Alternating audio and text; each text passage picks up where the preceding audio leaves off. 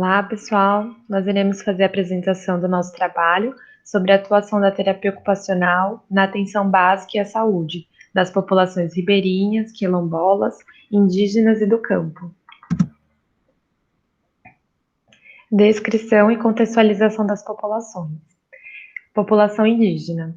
De acordo com a Organização das Nações Unidas, as comunidades indígenas apresentam uma continuidade com sociedades pré-coloniais, que se desenvolveram em seus territórios e que atualmente se diferenciam de outros segmentos societários, predominantes nesses territórios ou em partes dele. Configuram-se como segmento societário não dominante, mantém o compromisso de preservação e de desenvolvimento das suas culturas e de transmitir para gerações futuras seus territórios ancestrais e identidades étnicas. População ribeirinha. A população ribeirinha se caracteriza por grupos sociais diversos, como indígenas, nordestinos e migrantes de outras regiões, que vivem em zona rural, à margem de rios e lagos.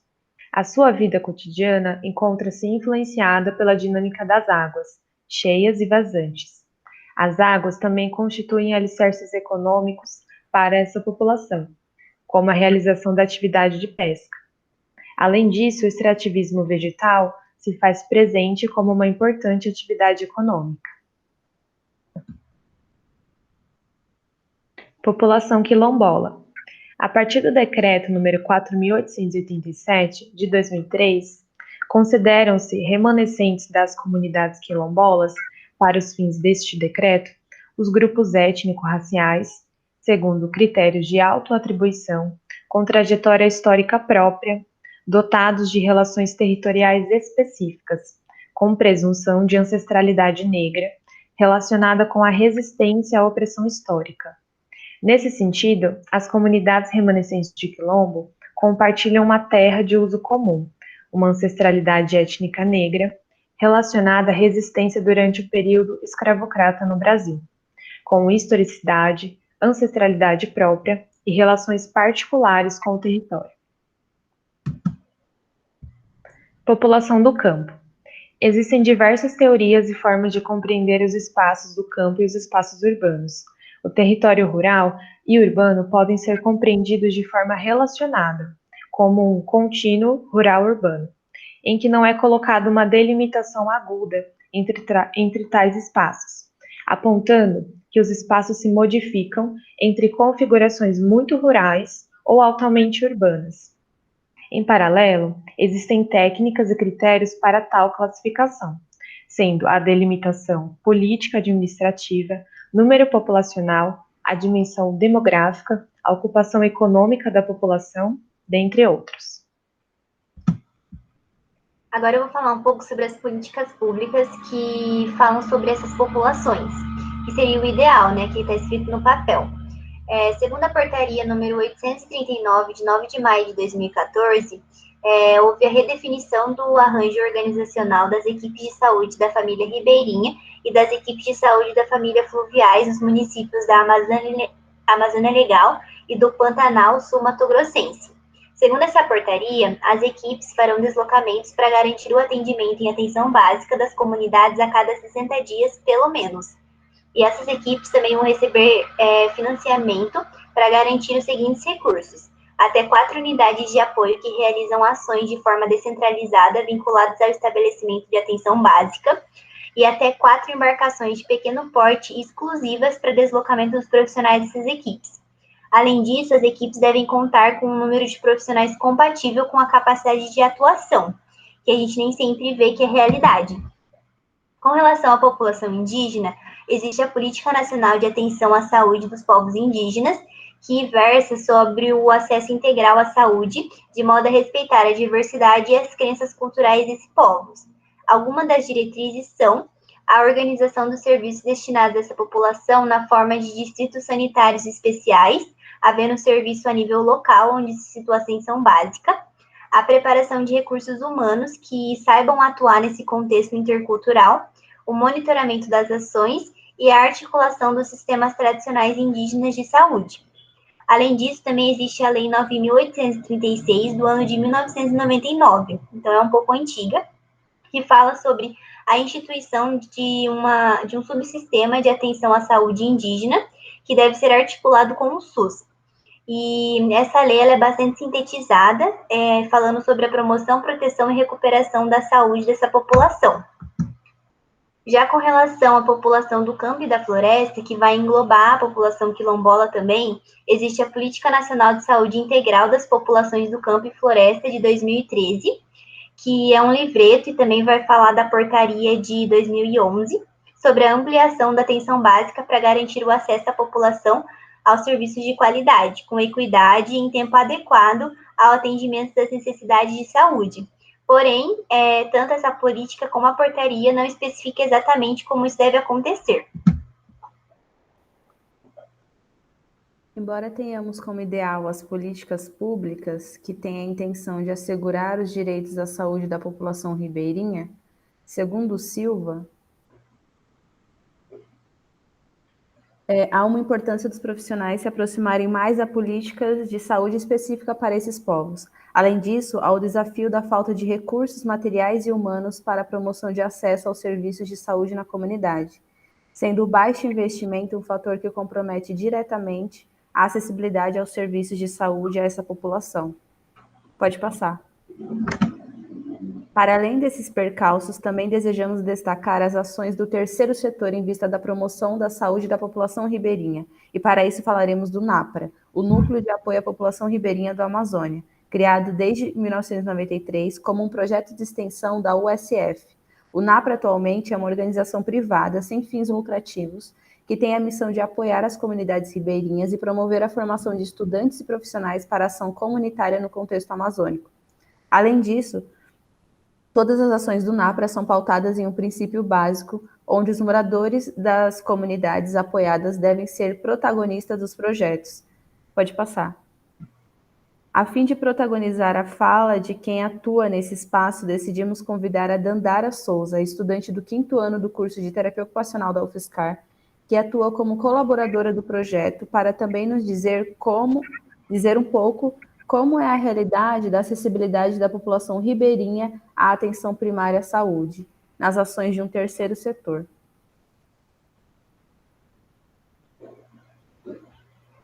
Oi, gente, tudo bem? Bom, acho que primeiro é importante situar o território. A minha experiência, então, ela é pelos projetos do NAPRA, em uma comunidade ribeirinha da Amazônia, chamada Nazaré, que fica localizada no Baixo Rio Madeira, no estado de Rondônia. Falando um pouco sobre o que eu percebo em relação à atenção básica, lá tem um posto de saúde com técnicos de enfermagem, agentes de saúde, técnico de dentista, funcionários de administração e limpeza, motorista da ambulância e um médico.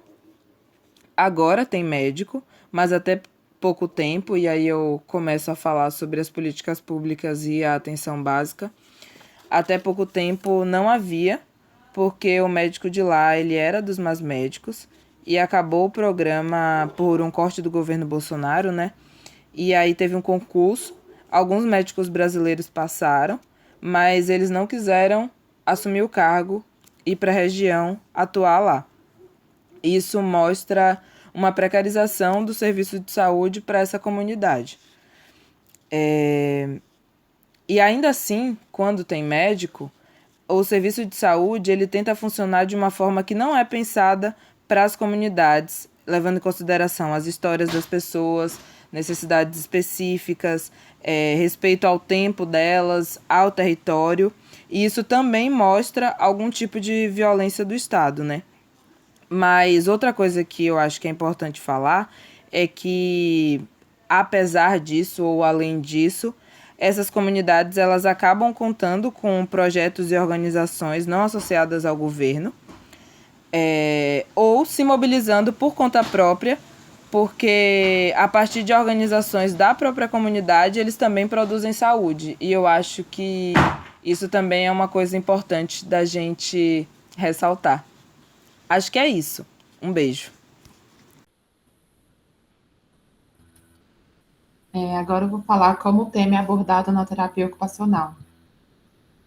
A partir do artigo Olhares e Informação, refletindo a prática da terapia ocupacional em um contexto cultural, a partir de experiências com povos indígenas, se refere a uma pesquisa documental com a finalidade de pesquisar os conhecimentos da terapia ocupacional em contextos culturais, por meio dos relatos dos estudantes do projeto de extensão da terapia ocupacional da Federal do Espírito Santo e de uma técnica do projeto na Aldeia Guarani.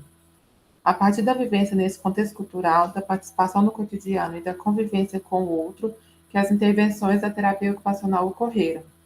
A equipe da TO realizou oficina de atividades, as atividades comunitárias e os acompanhamentos, que foram um espaço de criação e construção, no qual os estudantes aperfeiçoaram as relações de singularidade, aprenderam sobre a ação técnica em contextos culturais e das atividades com mediação cultural para a realização dos objetivos, como a afirmação da identidade. Foi possível entender que a prática profissional do terapeuta ocupacional deve às demandas dos povos indígenas e criar planos e ações eficientes nesse contexto. Pode passar. O próximo artigo, caracterização das ocupações de moradores de uma comunidade ribeirinha na Amazônia brasileira, trata das ocupações. As ocupações são ações que as pessoas executam todos os dias e possuem propósitos e significados individuais e ou coletivos e podem ser entendidas baseadas no contexto cultural. São vivências subjetivas e que organizam e estruturam a vida das pessoas. Na Amazônia brasileira existem diversos grupos populacionais e o repertório ocupacional de alguns desses grupos que vivem nessa região do Brasil, como os povos tradicionais, que incluem indígenas, ribeirinhos e quilombolas, é pouco conhecido.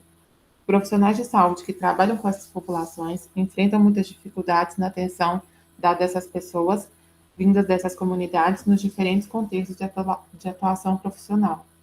Neste artigo, foi possível entender que as atividades diárias, tanto básicas como instrumentais, são as ocupações mais desempenhadas pelos ribeirinhos ao longo do dia, o que comprova, a partir do modo de viver, que essas atividades são essenciais e fazem parte do cotidiano dos seres humanos.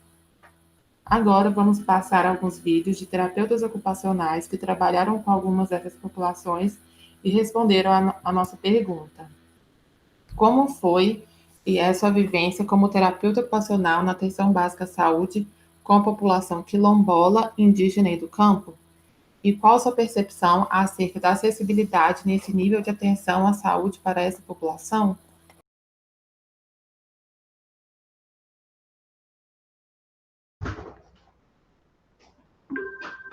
Olá, pessoal. Meu nome é Paula Furlan.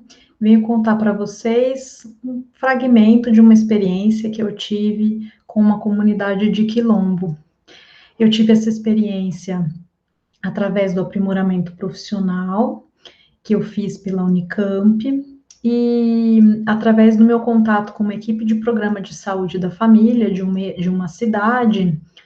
E as minhas práticas, elas eram, né, as práticas profissionais eram nessa equipe, a gente desenvolveu um projeto de apoio matricial para facilitar o contato da equipe com essa comunidade que fazia parte do território adscrito dessa equipe.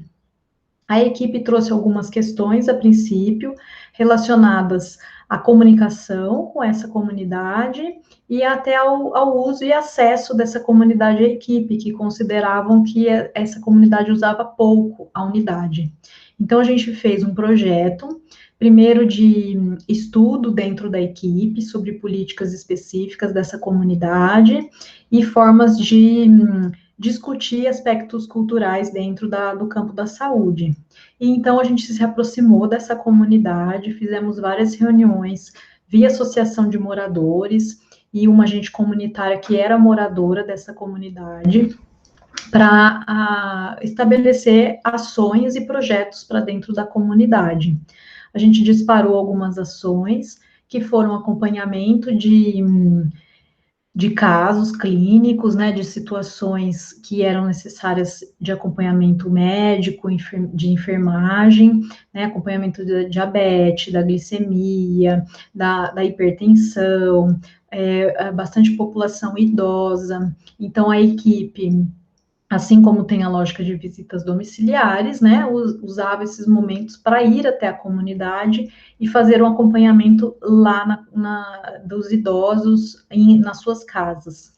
E a gente disparou um outro projeto que durou em torno de um ano e meio, que foi junto aos adolescentes da comunidade, em que a gente teve como intuito a melhoria de processos de comunicação intergeracional, em que a comunidade nos demandou um auxílio para trabalhar questões da história da comunidade, que, na opinião deles, estavam ficando perdidas pelo crescimento da comunidade, pelo falecimento dos idosos e pela população jovem não se sentir tão pertencente àquele espaço pelas influências culturais do mundo urbano, né, de desejarem, por exemplo, estar fora daquele espaço do quilombo.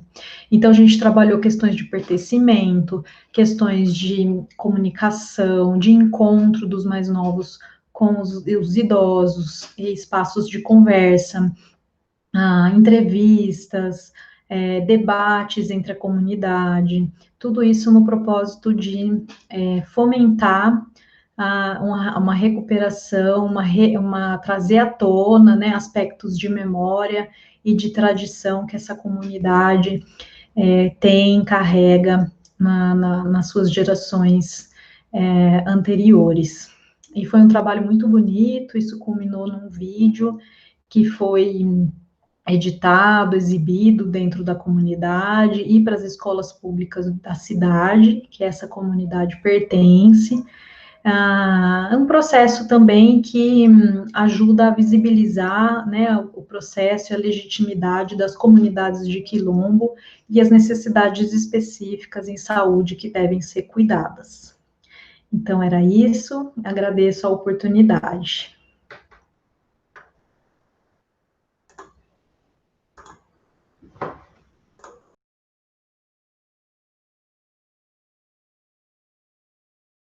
Na minha experiência, né, vivência com os povos indígenas, no acesso e vivenciando aí a política de atenção básica, principalmente aí junto aos povos Guarani e Tupiniquim, né, dos quais eu principalmente atuei, é possível perceber assim, duas questões fundamentais, né? Uma que seria a questão do acolhimento, né? E a outra questão do acompanhamento, né, dessa família, enfim, dessas pessoas em relação a tratamentos, né, e a esse suporte integral à saúde. Então, em relação ao acolhimento, né, a questão de alteridade ela se faz fundamental nesses processos com os povos indígenas, trabalhando aí, né, o quanto que historicamente, né, são povos que vivenciam aí as relações de preconceito e racismo e do quanto isso está imbuído, né, na nossa história brasileira. E a nossa formação, ela geralmente não traz aí, né, uma desmistificação, uma desconstrução dessa história. Então são acolhimentos que não são pautados, né, geralmente numa escuta atenta, né, numa atenção, né, para a questão da língua, né, geralmente são povos aos quais o português ele não é a língua materna, então todo o pensamento, né, e a relação com o mundo é construído a partir da língua materna, então uma dificuldade de transpor isso para o português, então a necessidade aí de um diálogo e de um acolhimento, né, mais profundo, mais atencioso, né, e muitas vezes que acaba sendo muitas vezes óbvio, né, mas que a gente vê que na prática não acontece, que é a relação de respeito, né? E outra questão importante se dá dessas concepções distintas de cuidado e de saúde, né? No qual esses povos se utilizam, né, dos elementos da natureza, né, da integralidade com a sua espiritualidade para o cuidado à saúde, e o quanto que isso não é considerado geralmente nesses atendimentos e nesses acompanhamentos nos serviços de atenção básica, e o quanto isso vai conflitar, né, nessas práticas. Então a necessidade, né, desse diálogo intercultural se faz fundamental.